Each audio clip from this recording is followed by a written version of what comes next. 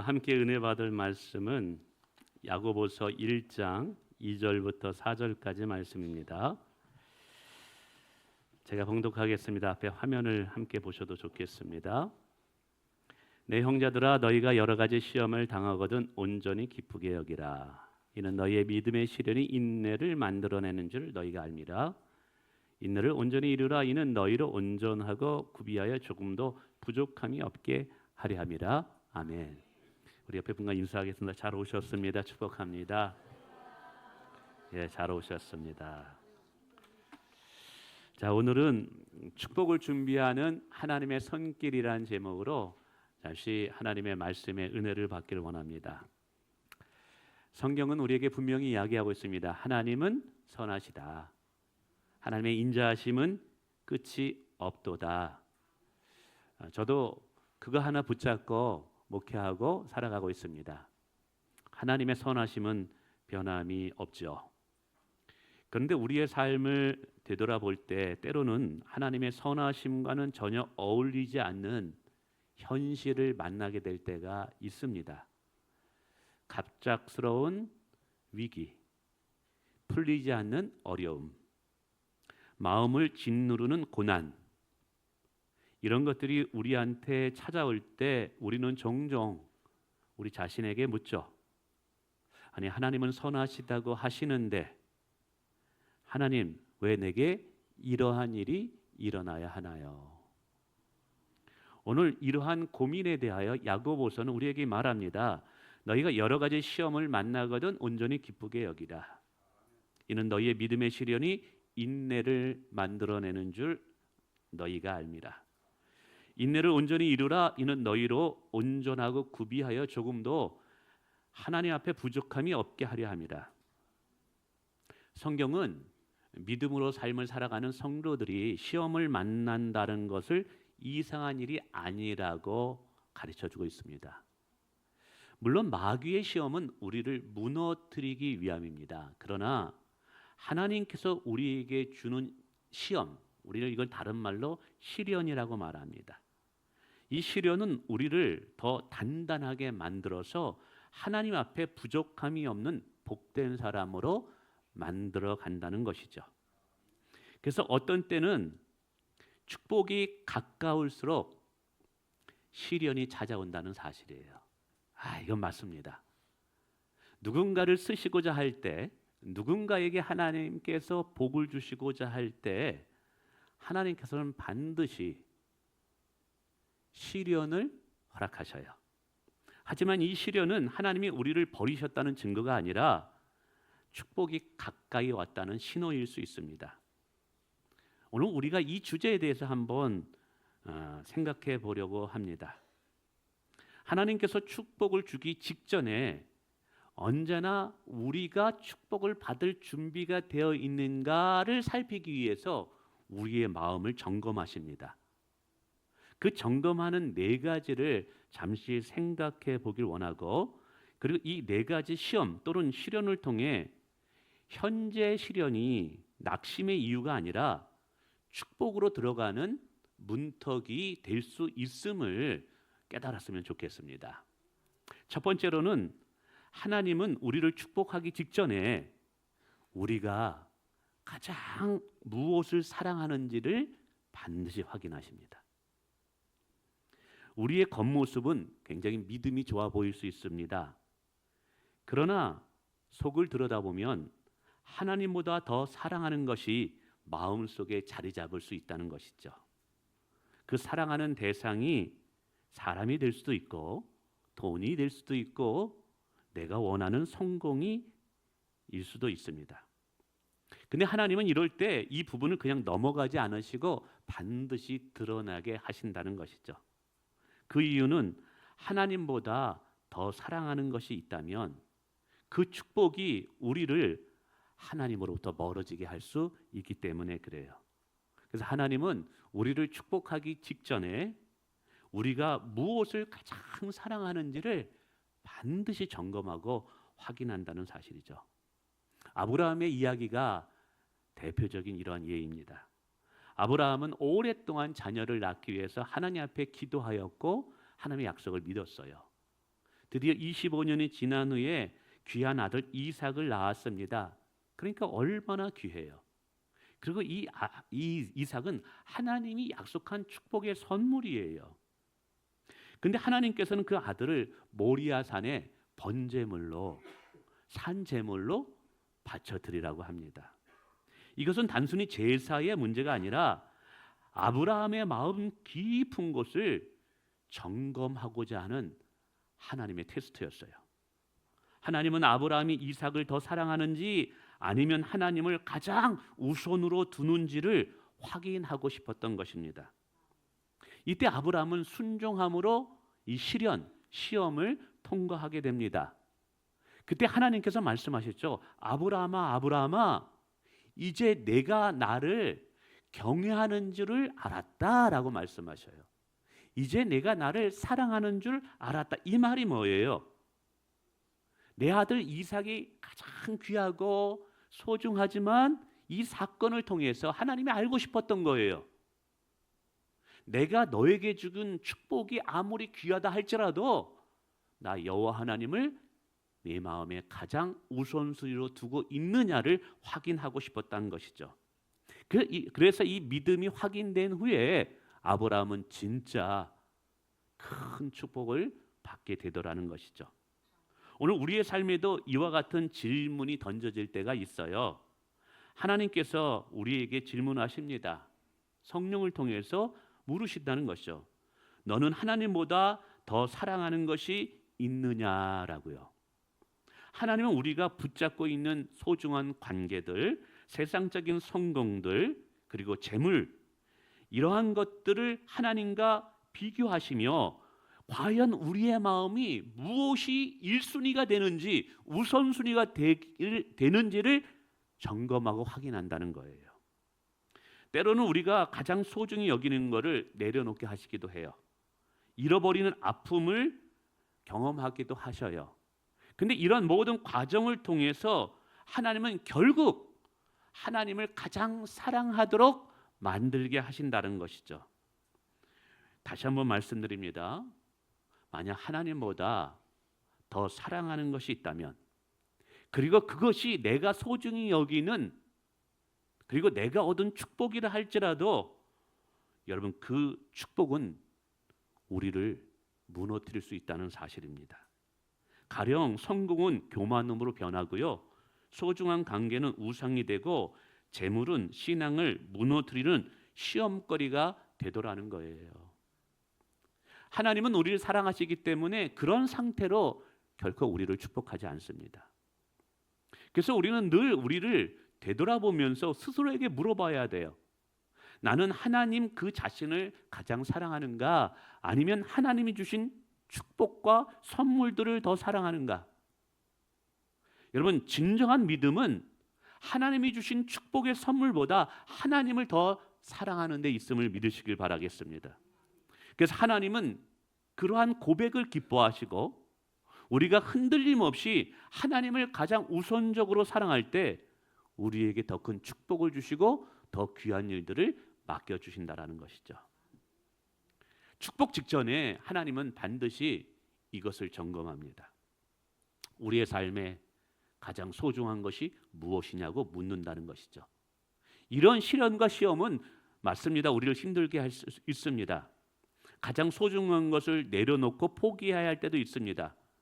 그러나 이런 시련은 하나님께서 우리를 무너뜨림이 아니라 더 큰 복을 주기 위해서 우리를 준비하시는 하나님의 선한 손길임을 믿어야 될 줄 믿습니다. 그래서 시련 가운데에서도 하나님, 나는 여전히 하나님이 내 삶의 우선순위입니다. 하나님, 이 시련 속에서도 저는 하나님을 가장 사랑합니다 라고 고백한다면 하나님은 그 믿음의 고백을 들으시고 우리에게 더 큰 놀라운 복을 주신다라는 것이죠. 사랑하는 성도 여러분, 여러분이 소중히 여기는 것들이, 그리고 그것이 하나님께 받은 축복이라 할지라도 하나님보다 앞서지 않게 하십시오. 하나님보다 더 사랑하지 않도록 깨어 있으시길 바라겠습니다. 만약에 그렇게 정말 신앙의 고백을 하고 살아간다면 우리는 놀라운 역설의 축복을 경험하게 됩니다. 저도 목회를 하면서 제가 누리고 싶은 것을 포기하고 주장하고 싶은 것을 자제합니다. 하나님을 더 사랑하기 위해서, 교회의 덕이 되기 위해서 내가 누리고 얻을 수 있는 것을 포기합니다. 근데 이때마다 하나님은 놀라운 역설의 축복을 저에게 주셨는데 내려놓을 때 더 큰 것을 얻게 하시더라고요. 포기했는데 더 많은 것들을 누리게 하시더라고요. 내 노력과 내 힘으로 사는 인생도 있지만 하나님의 은혜로 사는 인생도 있어요. 그래서 하나님을 더 사랑하기 위해서 내가 누릴 수 있는 것을 잠시 내려놨더니 내가 노력한 것 그 이상의 축복들을 제게 부어주어 허락하실 때가 한두 번이 아니었어요. 그래서 하나님께서 우리에게 축복을 주기 직전에 반드시 뭘 먼저 사랑하느냐, 점검하시느냐, 하나님이 너의 삶의 1순위가 되느냐, 그 어떤 것보다 하나님을 내가 더 사랑하느냐를 물으신다는 사실을 기억하시길 바랍니다. 두 번째, 하나님은 유혹 속에서도 하나님의 뜻을 분별하는 분별력의 지혜를 키워가셔요. 하나님이 주시는 축복은 여러분 단순히 성공이나 풍족한 삶에서 끝나지 않습니다. 하나님의 축복은 반드시 우리에게 사명과 연결되어 있어요. 하나님의 축복은 반드시 우리가 그리스도인으로서 어떤 책임감 있는 삶을 살아가야 될지를 가져와요. 제가 담임 목사가 되는 축복을 얻었는데 이 담임 목사의 자리가 축복뿐만 아니라 이 축복의 자리는 교회와 성도들을 어떻게 섬겨야 될지에 대한 사명의 자리이기도 하다는 사실이에요.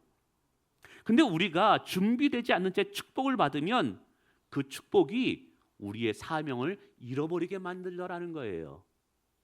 저는요, 미국에 공부하면서 목사님들이 미국에 공부하러 왔다가 목회를 포기하고 그만두는 많은 분들을 봤어요.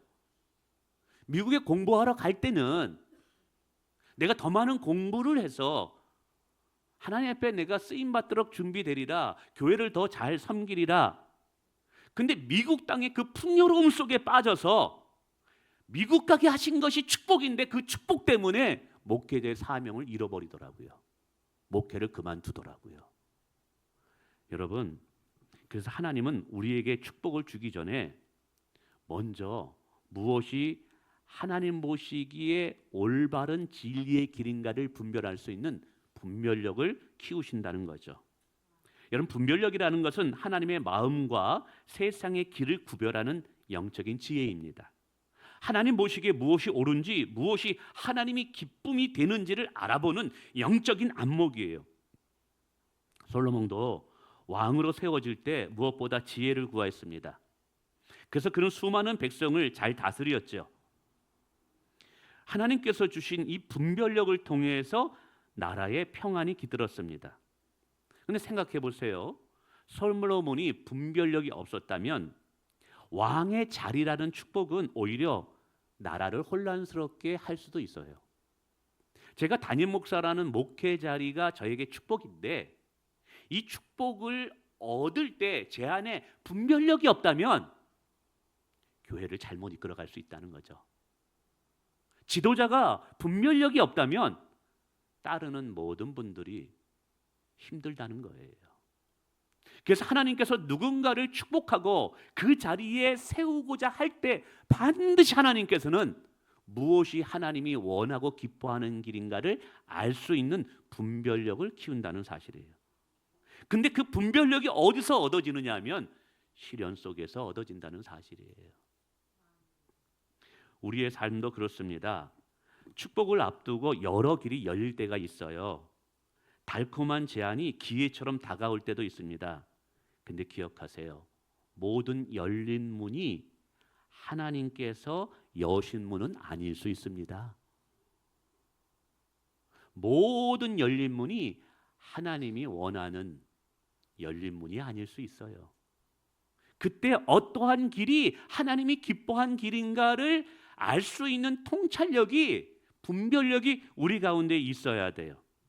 그래서 하나님은 우리의 마음과 귀를 조용히 훈련시킵니다. 말씀 속에서 하나님의 뜻을 찾게 하시고 기도 속에서 그분의 음성을 듣는 훈련을 시킨다는 것이죠. 그래서 최고의 훈련은 사실은 시련 속에서 얻어져요. 분별력은 하루아침에 생기지 않습니다. 고난과 시련 속에서 늘 하나님 말씀 앞에 서려는 그 결단과 순종, 작은 일이라도 고난 중에서도 순종하려고 하는 그 자세, 이런 모든 과정을 통해서 하나님은 우리에게 영적인 분별력을 주신다는 것이죠. 우리가 세상의 소리에 휩쓸리지 않고 오직 하나님의 음성을 따르도록 우리를 시련 속에서 훈련시킨다는 사실을 믿으시길 바라겠습니다. 많은 사람들은요, 축복을 원하면서도 분별력은 원하지 않아요. 그러나 분별력이 없는 축복은 아이에게 날카로운 칼이 쥐어지는 것과 같습니다. 아무리 좋은 것이라도 잘못 쓰면 나도 다치고 다른 사람도 해치게 됩니다. 하나님은 우리를 사랑하시기 때문에 그러한 위험한 상태로 우리에게 복을 주지 않아요. 그래서 하나님은 우리에게 분별력을 주시기 위해서 인내하게 하시기도 하고, 또 사람들의 말보다 주의 말씀에 귀 기울이도록 외로움과 고독의 시간도 허락하십니다. 우리는 그런 과정 속에서 우리 안에 하나님의 뜻을 분별하는 분별력의 지혜를 키우게 된다는 것이죠. 그러므로 사랑하는 성도 여러분, 시련의 시간을 두려워하지 마십시오. 고난의 시간에 원망하지 마십시오. 이것은 하나님께서 우리에게 더 큰 축복으로 우리를 쓰시기 위해 영적인 통찰력과 분별력을 얻게 하는 훈련의 시간임을 믿으시길 바라겠습니다. 세 번째, 하나님은 오직 하나님만 의지하도록 우리를 외로움과 고독의 장소로 초대할 수 있어요. 인생을 돌아다보면 누구나 혼자 서야만 하는 시간이 반드시 있습니다. 어떤 분들은 사람들과 함께 있어도 깊이 외로움이 몰려오기도 하고, 그렇게 기대했던 사람들이 곁을 떠날 때 정말 혼자가 된 것 같은 외로움이 깃들기도 합니다.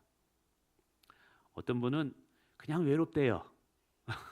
가을이 되면 더 외롭대요. 하지만 믿음의 여정에서 이 외로움의 고독의 시간은 헛되지 않는다는 사실을 기억하시길 바랍니다. 하나님께서는 우리를 축복을 자리로 이끄시기 전에 우리를 먼저 외로움의 자리로 이끄실 때가 많아요. 다시요. 하나님께서 우리를 축복의 자리로 이끌기 전에 외로움의 자리로 먼저 이끄실 때가 많아요. 왜일까요? 고독과 외로움의 시간에서만이 하나님을 바라보기 때문에 그렇습니다. 외로움을 통해 사람에게 도움을 구하던 마음을 거두게 하셔요. 세상의 방법을 의지했던 습관을 멈추게 해요. 그리고 그 외로움 속에서 하나님만 전적으로 의지하게 만든다는 사실이죠. 성경의 인물들도 이런 사람들이 많았어요. 요셉의 일생도 그렇습니다. 형들에게 버림받았죠. 노예로 팔려갔죠. 오해를 받아 감옥에 갇히게 됩니다. 그 모든 시간은 철저하게 외로움의 시간이고 고독의 시간입니다. 근데 이 고독과 외로움의 시간에 요셉은 하나님만 의지하는 법을 배우게 됩니다. 그리고 그 시간을 통과하고 난 이후에 비로소 하나님은 요셉을 애굽의 축복의 총리의 자리에 앉히시더라는 것이죠. 오늘 우리의 삶도 다르지 않습니다.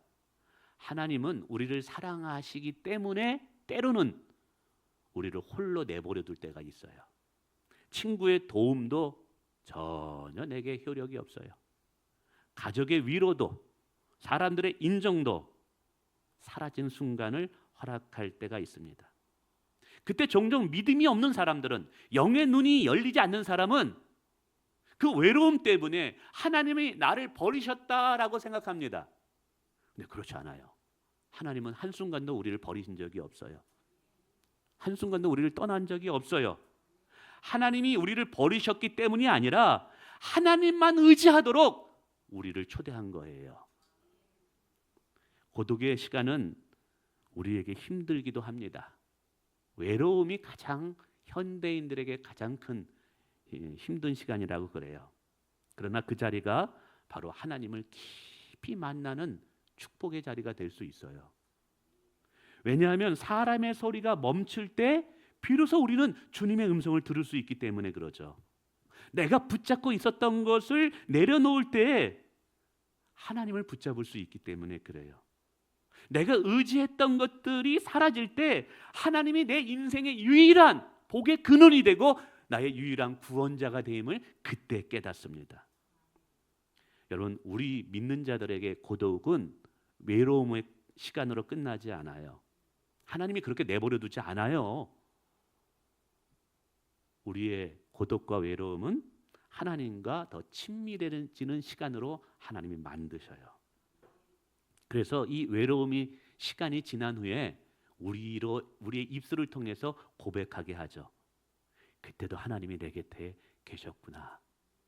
하나님이 한 번도 나를 떠난 적이 없구나. 이 고백이 되어질 때 비로소 우리는 축복을 받을 준비가 된 거예요. 그러므로 사랑하는 성도 여러분, 외로움 때문에 쓸쓸해하지 마세요. 하나님은 외로움을 통해 우리의 마음을 새롭게 하십니다. 고독하기 때문에 서글퍼하지 마세요. 남편이 있음에도 불구하고 외롭다는 분들도 있습니다만 하나님이 계십니다. 하나님은 우리의 외로움을 통해 하나님만 바라보는 믿음을 우리 가운데 지금 만들고 있다라는 것이죠. 그래서 축복 직전에 찾아오는 외로움은 하나님의 버림이 아니라 하나님께서 축복하는 훈련의 시간임을 믿으시길 바랍니다. 성도 여러분, 우리 예수님은요, 우리가 외로운 순간에도 결코 우리를 버린 적이 없어요. 아니, 지금도 하나님은 여러분과 함께 계십니다. 할렐루야. 마지막 네 번째, 하나님은 큰 일을 맡기기 전에 반드시 작은 일에 충성하는가를 확인하십니다. 큰 일을 맡기기 전에 진짜 작은 일에 충성하는가를 확인하세요.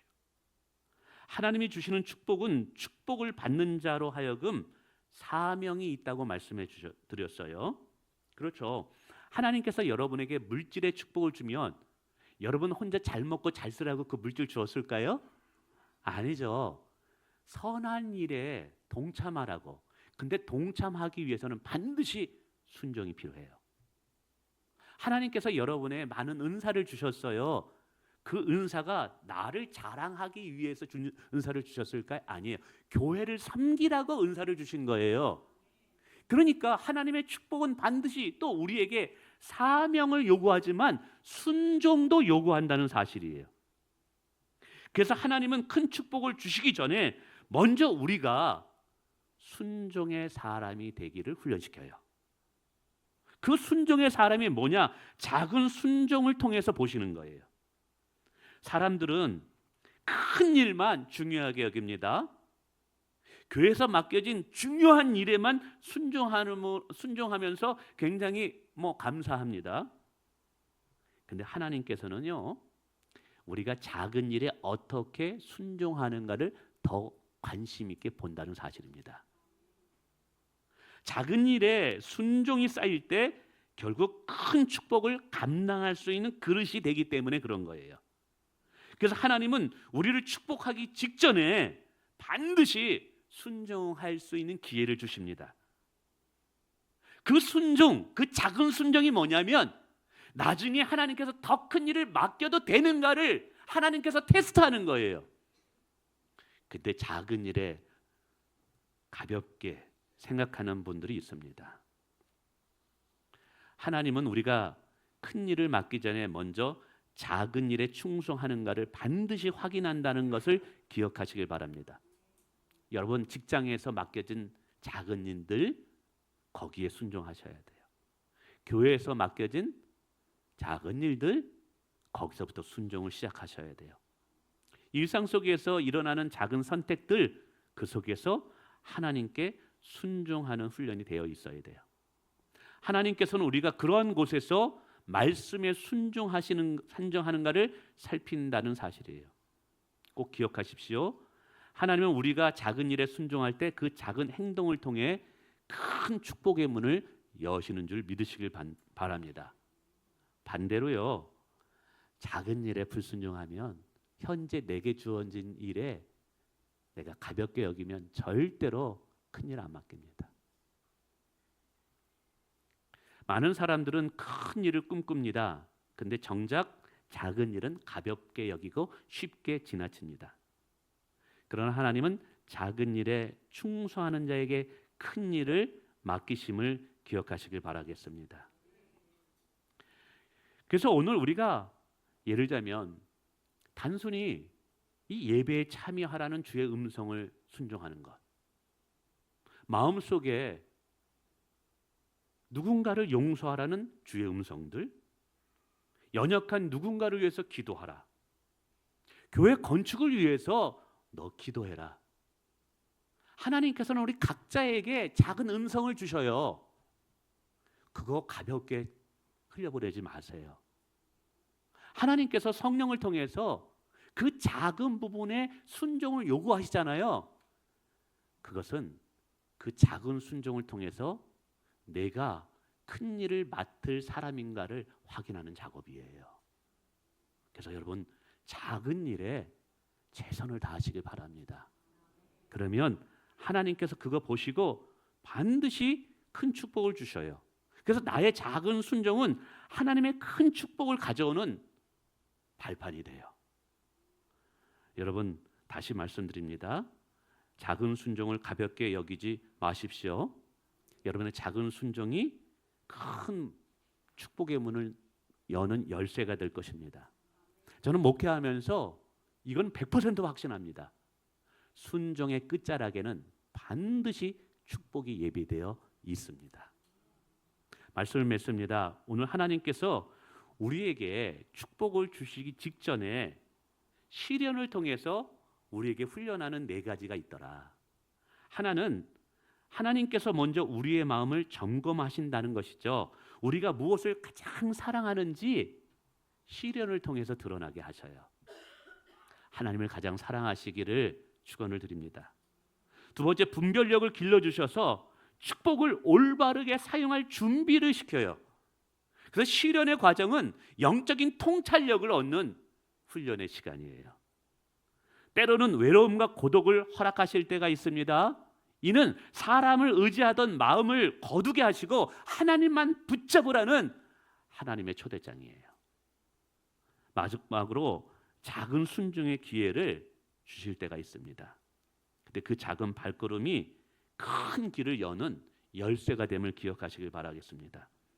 이처럼 시련의 모든 과정은 하나님께서 우리를 무너뜨리기 위함이 아니라 우리를 마침내 복의 사람으로 준비시키기 위한 작업이라는 것이죠. 그러므로 시련 앞에서 두려워하지 마십시오. 시험 앞에서 낙심하지 마십시오. 시련의 시간은 이것만 기억하세요. 시련의 시간은 하나님이 예비하신 축복의 문턱이다. 그 문턱을 넘으면 축복의 방으로 들어가는 거예요. 하나님 의지하시고 인내의 믿음을 통해서 그 시련이라는 문턱을 반드시 넘어 하나님의 축복의 방으로 모두 들어가시기를 주님의 이름으로 축원을 드립니다.